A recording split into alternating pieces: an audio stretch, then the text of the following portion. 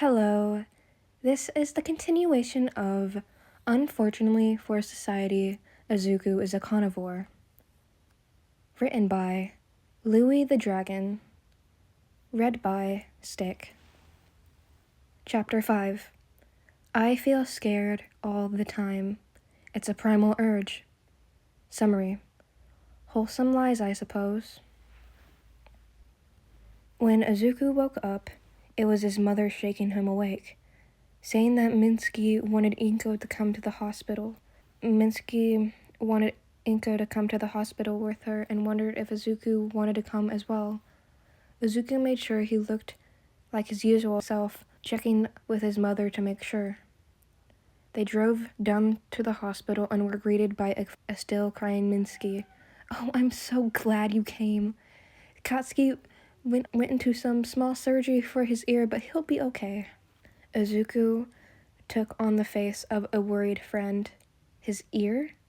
What happened to his ear? Minsky looked at Inko and said, "You didn't tell him?" Inko looked blankly at her, apparently not knowing what to say to that. Izuku turned to look at both women in confusion. "Tell me what?" Minsky looked hesitant as they were walking through the halls to Katsuki's room. "Well, he claims that a villain there was claiming to be you and bit his ear off," she explained. Izuku let the shock fall onto his face. "The villain did what? I would never hurt Kachan, not in a million years," he responded. Minsky ran a hand through her spiky hair and huffed. "Yeah, that's what I said. But he wouldn't listen to me. The doctors did say that he received a lot of blunt force trauma to the head, so that may have something to do with it." Izuku did panic hand movements. "But why would the villain claim to be me? What would they gain from that?" he said. Minsky ruffled his hair. "I don't know, kiddo," she sighed. "Regardless, we're going to have to proceed with caution here." They stopped outside the door with Izuku squished between the two women. Minsky opened the door and said, "Katsuki brat, someone's here to see you." Izuku got a good look at Katsuki, who had his head bandaged, and though he couldn't actually see, he saw the dip in his ear, and he inwardly smiled at that. Katsuki looked up and locked eyes with Izuku. He then started thrashing around, either trying to get up and attack him or run away. "Get the fuck away from me," he yelled. Izuku held up his hands and forced himself to cower back. "Kakachan, what are you doing?" he whimpered. "Don't play that card with me, you little shit. I saw what you did," he roared. That villain wasn't me. I don't know what they told you. But I would never hurt you, Kachan." "Bullshit," he shot back. "No way you wouldn't want revenge for what I did." Izuku let his angry tears run down his face, disguising it as hurt from his words. "No, Kachan, I forgive you, because you're going to be a great hero, no doubt. There hasn't been any doubt in my mind, even when we were kids," he ended. That seemed to calm Katsuki down, leaving only a suspicious stare in place of his explosive anger. Minsky seemed to relax from what Izuku realized was high-strung tension. Minsky went over to Katsuki's bed and straightened and ruffled sheets on his bed. Inko walked over and planted a tentative kiss on his forehead. She got a grumble in return.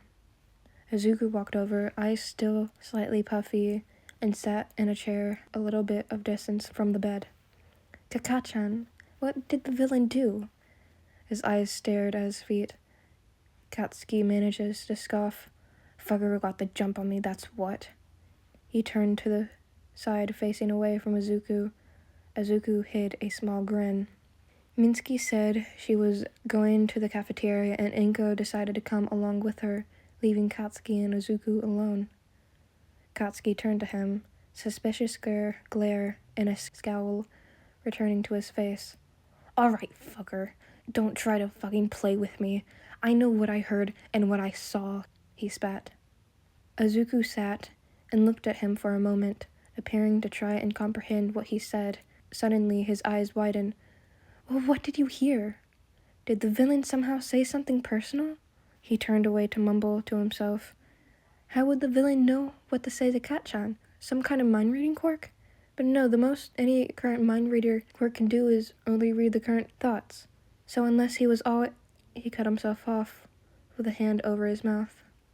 Bakugo had an annoyed scowl, which only deepened as Izuku ranted. "If you fucking let me finish, then maybe I'll tell you." Izuku yelped and covered his mouth with both hands. The scowl lessened. "That fucker is the reason those extras' finger and wings are dead." He spoke in an uncharacteristic, quiet tone, as if he regretted whatever lousy thing he said to them. "Interesting. Don't you fucking dare tell this to anyone." His eyes pierced Izuku, and he didn't even try to suppress his shiver of delight, but rather masking it as fright. "Okay, Katchan, if you say so." Katsuki proceeded to take a deep breath, which showed Izuku just how shaken up he was. He started. "That little shithead knew stalker-like info about me, and I called him out about the bullshit he was spouting, claiming that he was Deku, but a useless little freak like you doesn't even have a quirk." When he looked up at Izuku and saw that he was listening, even though he saw a flinch, he continued. "But that stupid son of a bitch threw Kirishima out of the damn wall of the fucking building. That fucker got handsy on me, bit my ear off, and got off on it." When he stopped, he looked over to Izuku, who was still reeling. Why did Katsuki tell him all that? He was pulled out of his trance by Katsuki saying, "Yeah, well, don't go spreading it around to every shithead you see." Izuku smiled kindly and said, "Man, you're so strong, Katchan. Everyone's spirit might have been broken from something that traumatic, but you're still going, right?" Katsuki looked barely affronted and instead responded with, "Hell yeah, I fucking am, Deku." Izuku stayed silent for a couple of minutes, contemplating. Then he said, "No offense should be taken, but why tell me something like that? I feel like you would rather punch me for even insinuating anything about being friendly." He ended with a upward tilt to his voice. Katsuki was quiet for a moment, a long, long moment that frankly unnerved Izuku. "I've only been to UA for a few weeks, but my classmates are stupid fucking leeches and not weak enough to be extras. And then they don't prove their place to people who deserve it." He huffed and looked down at his hands. "I started trying to be better for their sakes, and just... it was fucking..." He looked up, trying to find the right word. "Relieving or some shit. There was no, as my friends call it, walking around with a stick up my ass. Which I don't get, because the glasses has a fucking tree branch or something." Izuku let out a startled laugh, surprised at his progress. This was a good thing. It would be all more satisfying to see his face when he sees how badly he fucked up. "Glad to see you boys have made up." Minsuke and Inko chose that time to make their appearances. Izuku and his mother soon took their leave after that, heading home. A few unexcited days passed and Izuku was out for a stroll. Nothing malicious or anything, just taking a walk. He was at the park enjoying the spring weather. He closed his eyes and inhaled, picking out the different flower scents. He was so caught up on it that he didn't notice that someone was right in front of him until he bumped into them, knocking them both to the ground. He opened his eyes and saw a kid about his age, with gravity-defying lavender hair and very prominent eye bags. He messily scrambled to his feet and hurried to help the boy up. "I am so sorry. I didn't watch where I was going." He laughed awkwardly. "Although, it was probably bound to happen. I mean, I was walking on the main path after all." The lavender hair boy just stared at him with wide eyes, as if he was surprised that someone was actually talking to him. He stared at the hand being offered before realizing he should take it. A light blush appeared on his face as he took Izuku's hand. "Thanks." Izuku smiled like the sun. "No problem. Although I feel like I should do something to make it up to you." He ignored the hastily reply, No, you don't have to," and dragged the boy to a nearby coffee shop. As they sat down at one of the outdoor tables, he kept a smile at the boy. "So, what's your name?" he asked. The boy snorted. "It's funny you drag me somewhere to make up for just bumping into me, and only just remember to ask my name." Izuku opened his mouth to respond, but the boy spoke again. Shinso Hitoshi. "And you? My lovely savior from gravel?" Izuku rubbed his head sheepishly and answered, "Midoriya Izuku." Shinso gave a small, near unnoticeable smile. An awkward silence befell them, and both of them inwardly scrambled to find any conversation topic. Shinso finally settled on, "What school do you go to?"